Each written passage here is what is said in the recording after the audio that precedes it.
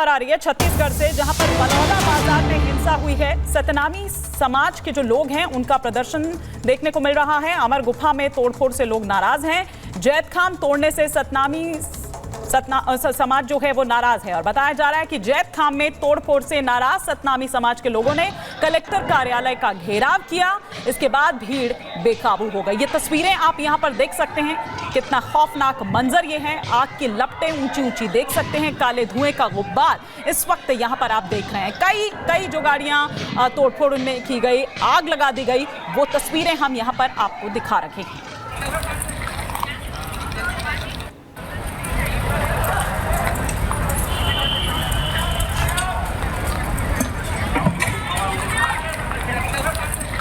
छत्तीसगढ़ का बलौदा बाजार, जहां पर आप देख रहे हैं कि किस तरह से बवाल वहां पर देखने को मिलता है, क्या स्थिति उसके बाद वहां पर हो जाती है। अमर गुफा में तोड़फोड़ के बाद से लोग नाराज हैं। किस तरह का उपद्रव देखने को मिलता है, किस तरह की हिंसा देखने को मिलती है, इन तस्वीरों के जरिए आप यहां पर देख सकते हैं। गुस्साए हुए हैं लोग और किस तरह से उनका गुस्सा सड़कों पर दिखाई दे रहा है, वाहनों पर दिखाई दे रहा है जो वहां पर खड़े हैं, ये आप देख सकते हैं। आग के हवाले कर दिया जाता है। उग्र प्रदर्शन, जैत खाम तोड़ने पर उग्र प्रदर्शन देखने को मिल रहा है। ये एक्सक्लूसिव तस्वीरें इस वक्त छत्तीसगढ़ के बलौदा बाजार से हम आपको दिखा रखे हैं। सतनामी समाज के लोग बताए जा रहे हैं जो ये प्रदर्शन कर रहे हैं।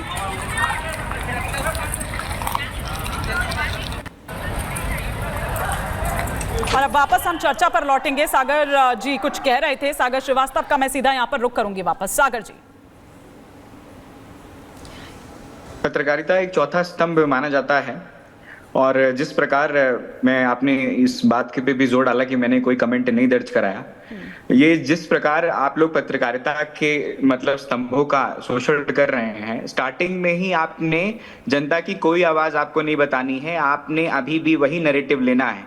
कहीं मैडम आप अपने करियर के बड़े शुरुआती दिन में हैं, कहीं इस प्रक्रिया में आप इतने कॉर्नर ना हो जाएं कि आप जमीनी बात किसने बुलाया यहाँ पर? आप ये बात नहीं बोल रहे हैं।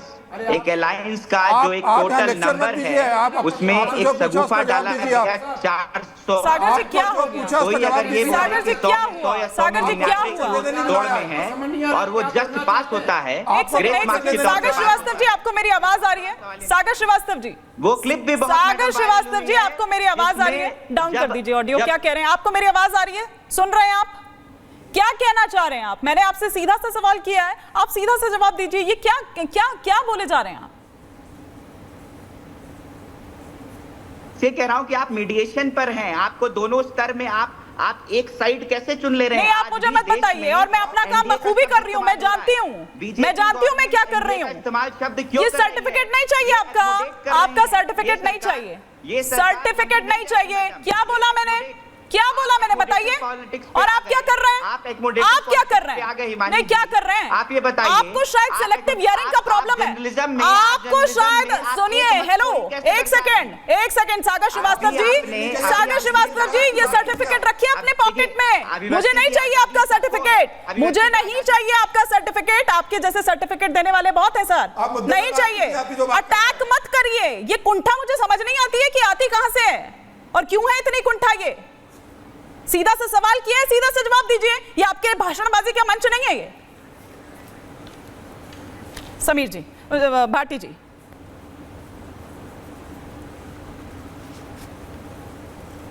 जी, उस वक्त आप रिएक्ट करना चाह रहे थे कुछ जेटली जी की बात पर।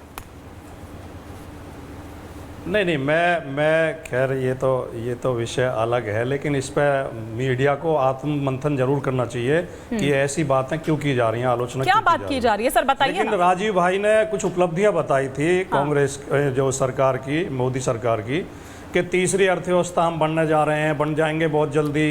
किसानों को किसान सम्मान निधि। मैं राजीव भाई आपको बताऊं कि ये भारत की 140 करोड़ की जो जनसंख्या है, भारत दुनिया का सबसे ज़्यादा आबादी वाला देश है। हमारे पास इतने संसाधन हैं, उसका कारण है कि हम धीरे धीरे बड़ी अर्थव्यवस्था की ओर बढ़ रहे हैं। इसमें सरकार की कोई बहुत बड़ी भूमिका आपकी सरकार की नहीं है। और मोदी जी के बजाय कोई डॉक्टर मनमोहन सिंह जैसे प्रधानमंत्री रहे होते तो अब तक हम तीसरी अर्थव्यवस्था बन गए होते। आपने तो देश को पीछे खींचा है, आपने देश को आगे नहीं बढ़ाया।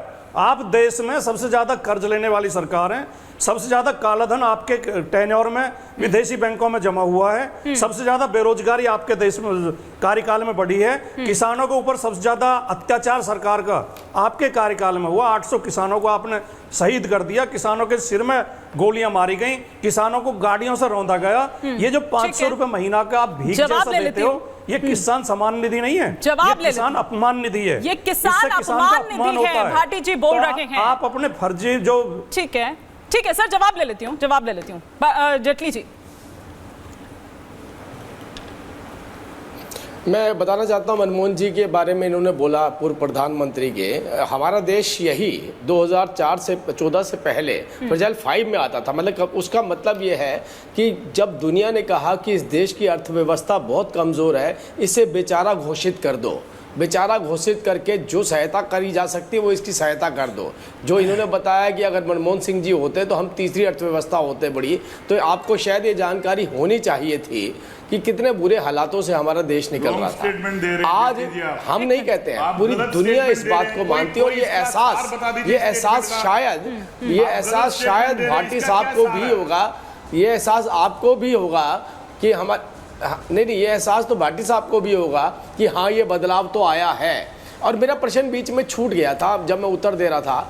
मैं एक बात पूछना चाहता हूँ, सभी राजनीतिक पार्टी और विशेषज्ञ यहाँ बैठे हैं। जो मौजूदा व्यवस्था है, ये देश की जनता सुन रही है, जो मौजूदा व्यवस्था है इंफ्रास्ट्रक्चर की, क्या ऐसी नहीं वैसी हो जानी चाहिए जैसी 2014 से पहले थी? ठीक है, क्या ये बोल मैं सकते हैं? जवाब इस पर जरूर लेती, लेकिन समय की चूंकि कमी है और भाटी जी आपकी बात से बिल्कुल एग्री करते हुए नजर नहीं आ रहे हैं। 9 से 14 में देश को प्रधानमंत्री वित्त मंत्री के रूप में मिला था, जिसमें वर्ल्ड के क्राइसिस को उसने हिंदुस्तान से बाहर निकाल के दिया था।